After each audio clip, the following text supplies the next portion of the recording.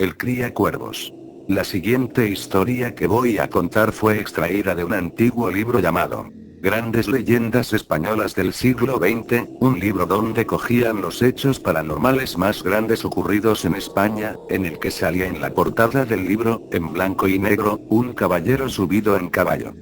Dentro de ese libro, se encuentra una olvidada leyenda ocurrida en España, en Andalucía, de cuyo título se llamaba El cría cuervos, y haré un resumen de la tal leyenda ya que es muy larga, que empezaba de decir. La intención de estas palabras escritas no es dar miedo sino contaros una historia. Andalucía. 1857, otoño. No muy lejos de ahí, se encontraba una voluminosa vivienda de aspecto antiguo y con grandes extensiones de tierra, y de tejado de color arcilla, que se situaba en el campo, en soledad de las demás viviendas. Tenía una bodega de exterior. Esas bodegas en las que guardabas el vino, todo en grandes barriles de madera, todos muy agrupados para después ser rellenados en botellas de vidrio. El aspecto de aquella bodega se le caracterizaba por su gran tamaño y por su aspecto bastante descolorido. Por dentro era igual. Los hierros estaban oxidados y por la noche se escuchaba sus chirridos, y su suelo de arena estaba rojizo y pegajoso ya que muchas gotas de vino salían de las estropeadas llavecillas. Al lado de la bodega, estaba aquella vivienda, que era también bastante grande y descolorido. Se ve que este territorio tenía sus años. La casa tenía 3 plantas, la principal, los cuartos y el ático. En ella vivían 2 hermanos, que eran herederos de aquel lugar bastante siniestro. El primero era Federico de Mendoza, era un hombre muy esbelto y alto, que sufría de una extraña enfermedad que afectaba a las estructuras del cuerpo, que le provocaba aquel extraño físico que tenía. No obstante, era una persona muy elegante y educada, aunque no solía lavarse a menudo, y a veces se dejaba crecer el vello. Se dedicaba principalmente en el sembrado y recolecta del terreno. El segundo era el hermano mayor, llamado Santiago Martín de Mendoza. Era un hombre corpulento, de cuello corto, cabeza achatada, rostro serio y con un gran mostacho, aunque también solía llevar a veces una gorra gris consigo. También, se encontraba una pequeña niña de 8 años llamada Margaret, de pelos rubios como el trigo y amante de la lectura. Era de la familia y estaba viviendo durante unos meses con ellos ya que sus padres tenían que ir lejos por un asunto de buscar trabajo. Frederick y Margaret se llevaban siempre muy bien, jugaba con ella y se divertían. Sin duda alguna había gran cariño entre ellos. No obstante, Santiago era más egoísta, no hablaba casi nunca con ella, cosa que Frederick odiaba. Frederick, cuando veía que Margaret se ponía triste, la llevaba siempre a un lugar secreto que él decía conocer. En él había un gran río, y se dedicaban durante ese tiempo a coger alevines que pasaban por ahí. Un día, Frederick le dice a Margaret por el camino a casa, con voz alegre: "Los niños como tú son la razón por la que me hacen sentir cada día tan vivo". Margaret se ríe, le da las gracias y le dice que es su mejor amigo. Una noche nublada, Margaret dormía en su cuarto, que era el ático donde se guardaban los trastos. Era polvoriento y oscuro, pero se podía vivir. Cuando de repente escucha unos ruidos que provenían de afuera, en la bodega. Era las 2:10, y se podía ver por la ventana que la bodega estaba iluminada, y se veían unas sombras moviéndose. Margaret bajó cuidadosamente por las escaleras de madera y se acerca a la puerta. Tras girar el pomo se da cuenta de que está cerrada con candado. Margaret empieza a sospechar de que algo estaba ocurriendo y... Margaret va a la cocina, sube encima de una mesa y abre una ventana de madera, después sale al exterior y va andando descalza silenciosamente hasta la bodega, hasta que al final llega a la gran puerta de metal oxidada. Margaret se acerca sigilosamente y observa que en realidad dentro de la bodega estaba Frederick y Santiago discutiendo por un tema y Frederick: "No tiene por qué ser así, debe de haber otra forma de arreglarlo". Y Santiago: "Que digo que no hay otra forma. No hay ninguna otra cosa que hacer, habrá que venderlo", decía enfadado mientras toma un trago de vino. Frederick: "Pero ¿y entonces dónde iremos a vivir? ¿Qué será de la niña? Necesita un hogar mientras sus padres están afuera". Santiago: "Ahora a mí no me importa esa cría, lo que importa ahora es qué vamos a hacer nosotros ahora. ¿Es que te crees que podemos pagar todas estas deudas, eh? Nos van a echar de nuestra propia casa. Decía gritando, mientras su rostro se ponía rojo, yo voy a firmar y fin. Frederick. Santiago y yo no pienso dejar que firmes eso, decía seriamente, nos va a meter en problemas, suelte esa hoja, seguro que de alguna forma podemos arreglar todo esto, venga. Frederick se acerca a él, pero Santiago se aleja. Santiago. Hagas lo que hagas, yo voy a firmar los papeles, toma otro trago, no pienso meterme en líos con los de la agencia tributaria y, suelta el vaso de forma un poco brusca en una mesilla de madera y se larga, pero Frederick le para. Margaret seguía mirando, algo asustada, ya que piensa que podía pasar algo malo. Frederick se acerca a él, pero Santiago le empuja de tal forma que acaba haciéndole daño en las costillas y en la espalda. Frederick gritaba de dolor, es como si se le hubiera salido un hueso del cuerpo, pero se volvió a levantar, dolorido, e intentó de nuevo coger la hoja. Frederick. Santiago, eres un idiota, me has hecho daño y mi columna y es que te has olvidado de lo que tengo. Santiago seguía mirando seriamente y... En el segundo intento, todo acabó en una inevitable gran pelea, ambos se agarran y empiezan a pelear. Aquello era un caos, y después, Santiago, agarra una tabla de madera y le da con todas sus fuerzas en la cara de Frederick. En ese momento Margaret, totalmente espantada y desesperada se le escapa un no pero afortunadamente parece que Santiago no lo escuchó. Frederick cae al suelo, con los ojos totalmente abiertos, y empezó a salir sangre por su boca. Santiago, se queda mirando el cuerpo de Frederick por unos segundos, inmóvil, con cara pálida y sin vida, después tira la tabla al suelo, se agachó e intentó encontrarle el pulso y... No lo tenía y el rostro de Frederick estaba totalmente desfigurado, no se le podía reconocer. Entonces Santiago se levanta, con la cabeza agachada y dice, mira lo que me has hecho hacer, todo por tu culpa, respira hondo y libera un desagradable suspiro.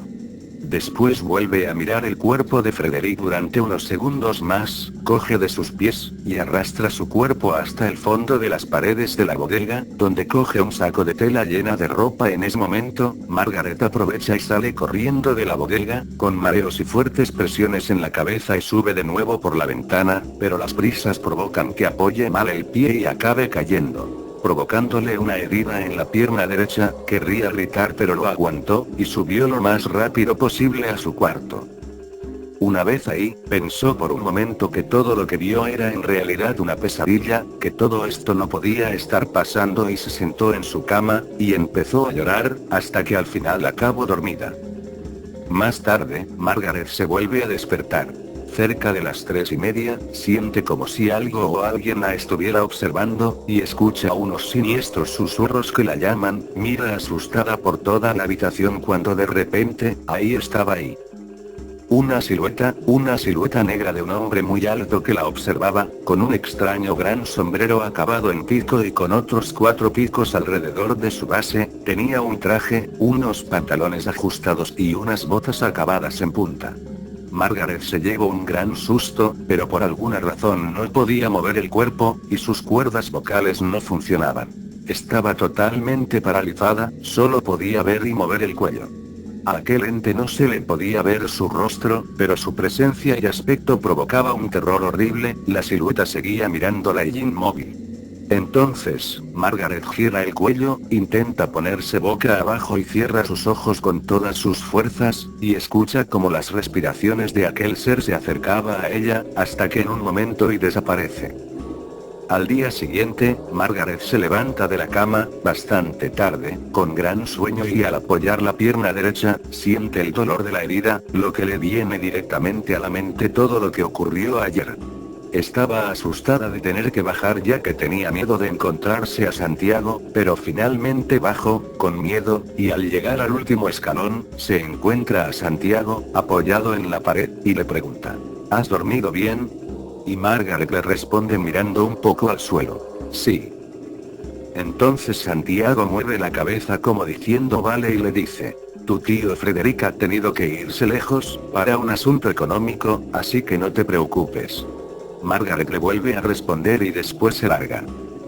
Margaret baja por las otras escaleras para llegar a la planta principal, y ve a Santiago, con cara de enfadado y suspirando, mientras mira determinadamente por la ventana.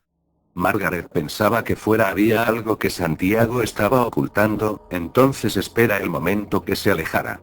Margaret aprovecha, mira por la ventana, y ve que al fondo del trigal había un espantapájaros. Se imaginaba lo peor y...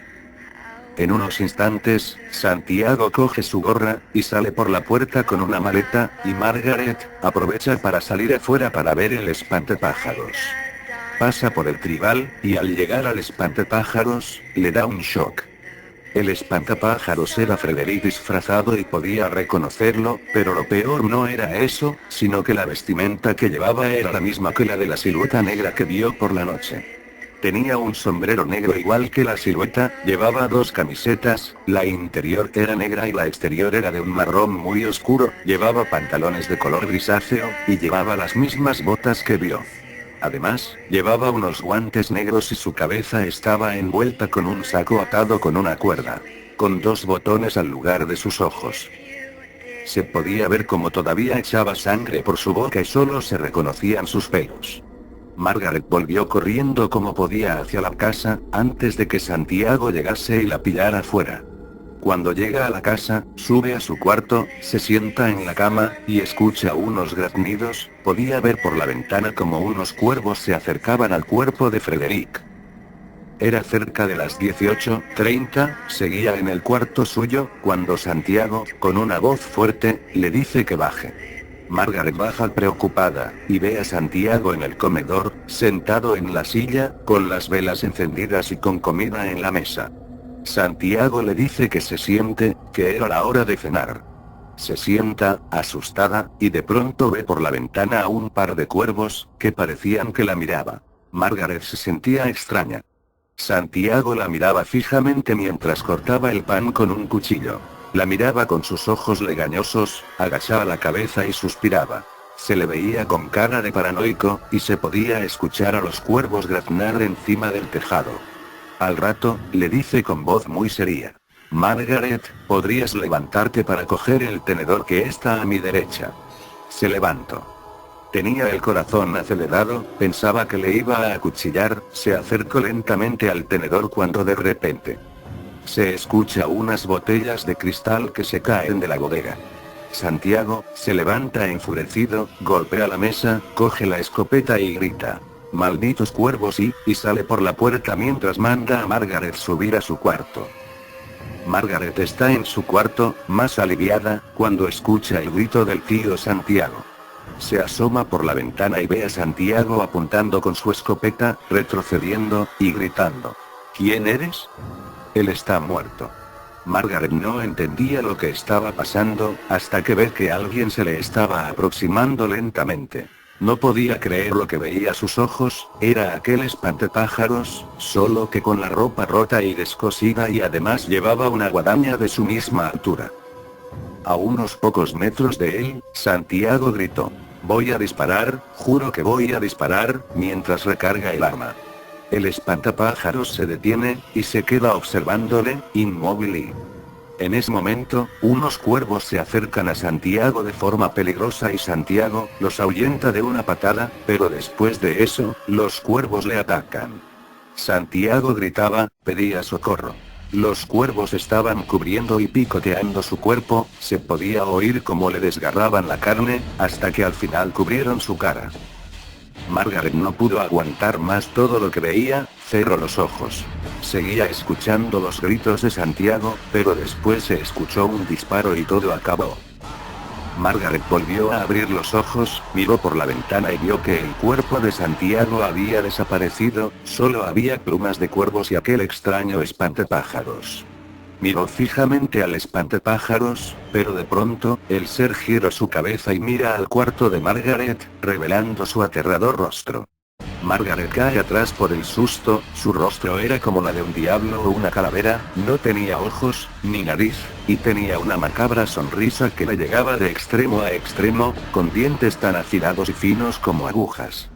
Margaret volvió a mirar, y no lo veía, pero se dio cuenta en ese mismo momento de que aquel espantapájaros no era Frederick en carne y hueso, ya que el cuerpo sin vida de Frederick seguía en el trigal. De repente, se escucha como si alguien estuviera subiendo por las escaleras. Se escuchaban unas botas, Margaret se acerca a las escaleras, y al llegar, escucha respiraciones detrás suya, se da la vuelta y se encuentra con aquel ser. Margaret se asustó y corre, sale al exterior y busca dónde esconderse mientras cada paso que daba era dolor. No podía ver nada, solo había niebla, hasta que al final se encuentra con un pequeño edificio abandonado con un antiguo pozo dentro. Margaret se esconde dentro del edificio y se sienta al lado del pozo, no escuchaba nada, solo había silencio, pero lo que no sabía es que durante todo ese tiempo, aquel ser estaba detrás de ella. Tras darse cuenta, rendida se tumba y empieza a llorar, pero el ente no le hace daño, simplemente la observa, y le acaricia la cara mientras susurraba. Margaret y... Después, el ente le intenta dar la mano, pero Margaret le ignora, cierra de nuevo los ojos con fuerza, y al abrirlos, desaparece y nunca más lo volvió a ver. Casos, según dicen en estos mismos tiempos, se han dado casos en España de niños e incluso adultos, que afirman que por la noche, a una misma hora cercana, una silueta negra de un hombre con sombrero les despiertan, mientras se queda observándoles, inmóvil durante minutos, y estos casos ocurren más en los niños que en los adultos, sobre todo niñas. También se han dado casos de desapariciones de esos niños que aseguraban ver a aquel hombre durante las noches. En 1928, un niño llamado Miguel Agustín vivía en casa de su abuela, en El Palo, Málaga. Aseguraba a su abuela ver durante todas las noches a una misma hora a un señor alto con sombrero ancho, que se sentaba en su cama y se quedaba observando. El niño querría gritar y huir, pero por una extraña razón no podía, y en ese mismo momento, la silueta se le acerca a su cara y le susurra. SHHHH y solo soy tu amigo.